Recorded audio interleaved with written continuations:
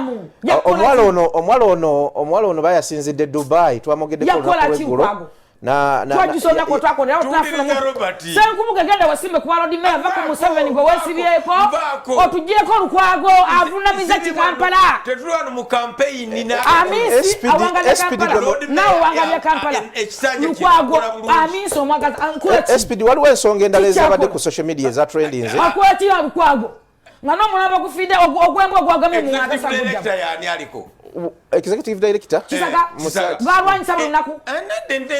lukwagana kyakalwanyisa buli kimu akirwanyisa okiraba omujaba omuwala oyo lisi yaba lukwago twakukowa lisi yaba kolaki yabalya tumanyi nako tuzira ku kibuga kati akatugendeko ku nsonga endala ebintu bingi byabadde ku social media omuwala oyo yavuddeyo n'awa listi eyabo boolaba ng'agamba nti bonna bagende beekebeze baalya alina siriimu n'abalabula ng'akyali mulamu n'abagamba nti takiiti wakyali kulinda kulala buli gwe yatadde ku lisiti agende mu maaso n'okukola ki n'okuba nga yeekebeza okwetaasa obulamu bwe amannya kwegali empologoma y'omu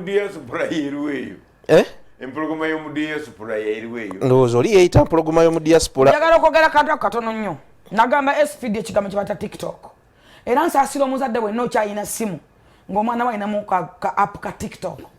bano abaana banoonya following mu bulungi ne mubi n'atamanya nti nze nganze omuntu as a person nsigadde luddawa demena abantu abalwadde fine bamiza eddagala abantu bali ku myaka omuntu ali ku ddagala myaka 3 myaka 4 naye nga mulamu waali naye gwe kenyini future yo gitadde luddawa tokomyeko kubanga onoonya likes ne comment olangirira banno nga bali abalwadde teri mulwadde muntu asobola kwekebeza mu Dubai ne bakuzuula nti olina sirimu n'obakuwaliza okutoba nodde waka ennyonyi ebeera etokota wali Dubai okulaba nti olina sirimu wekebeza tebakuwaliza uti polisi yejja naye abo bakuvugira paka bali kati yeriza uti yazijewa ayonoonye banna abatidde future yabologa kuba yagala comment yasooka kuba noonya bunoonya basajja avudda ngo atenze sijja kusobola kumira ddagala benayendako mugende mwekebeze akoze stunts nyingi nga ayagala comment oyo inabeera kubacha content kyenalabye ku kagundi aka social media ka trending enyaako ne bayogerako balinga bali mu connivance abakwataganye nti gwe bwonjogerako nange kanveeyo